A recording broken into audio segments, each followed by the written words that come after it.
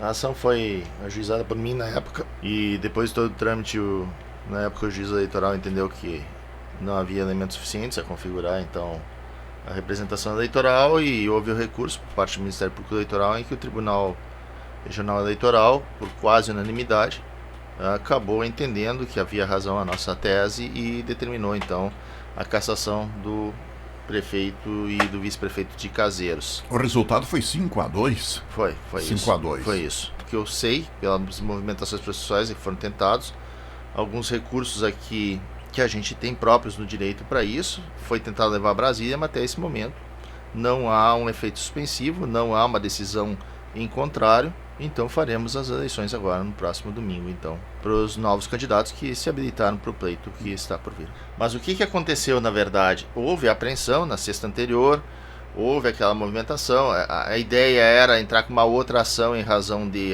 pudesse haver a compra de votos. A gente não conseguiu, o Ministério Público Eleitoral não conseguiu configurar isso, não conseguimos comprovar isso, mas também da mesma forma entendemos, bom, então foram utilizados esses recursos, foram utilizadas as pessoas, foram utilizados esse veículo, e aí depois das eleições a necessidade de uma prestação eleitoral. Você tem que provar para a Justiça Eleitoral tudo que você gastou, tudo que você utilizou na campanha. E quando a gente pegou a prestação eleitoral do prefeito e do vice-prefeito, não constava isso. Então nós temos a irregularidade eleitoral, nós temos o problema eleitoral que a gente levou à Justiça, que em primeiro grau não se reconheceu, mas em segundo grau reconheceu, e daí vem todas as sanções decorrentes dessa prática. Pode sair uma decisão do TSE após a eleição e daí a eleição tornar-se sem efeito? Pode. A situação é a seguinte, esse recurso ainda não está seguro em Brasília, tá? Junto ao Tribunal Superior Eleitoral. Se depois de todas essas movimentações processuais chegar à conclusão, o TSE tem que julgar. Os 7 ministros que fazem parte do TSE, inclusive o presidente do Tribunal Eleitoral, Alexandre Moraes, também está lá para isso, vão se reunir e vão tomar uma decisão. Mas a gente não tem ainda essa situação de que eles vão julgar isso. Mas vamos dizer que sim, Brasília deve julgar. Eles vão tomar uma decisão. E se essa decisão for, opa, está errado o acordo no segundo grau, está errado o acordo de Porto Alegre, realmente deve valer a sentença de primeiro grau do Dr. Gerson, bom, então tudo bem. Foi feita a eleição, as pessoas que foram eleitas agora saem dos cargos e os antigos retornam. Mas se chegar a essa situação, espero sinceramente que não aconteça. Esses 2 candidatos tornam-se inelegíveis? Em princípio não. Em princípio não. Não. Mas isso também a gente vai ter que aguardar. Exato. A decisão. Tá? Nesse momento não.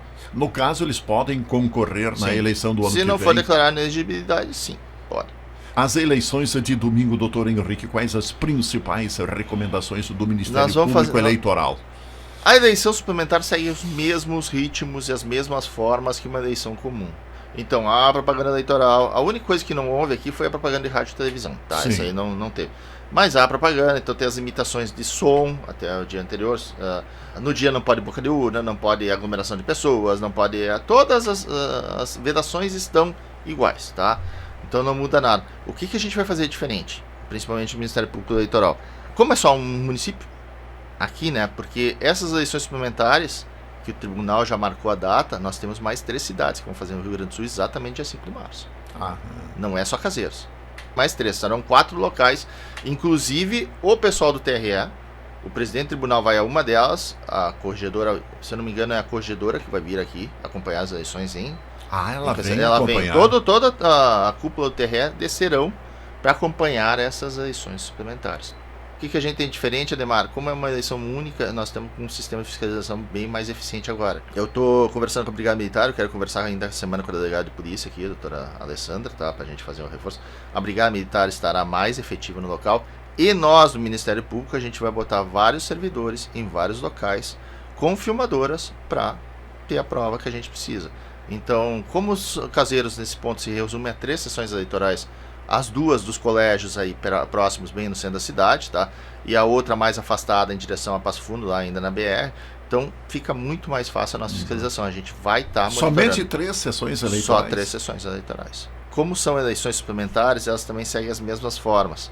Se até anterior, que era no início de outubro, o prazo para recadastramento e mudança de domicílio eleitoral era até maio, essa mesma coisa. Haverá as eleições agora no início de março e o prazo para recadastramento era até outubro.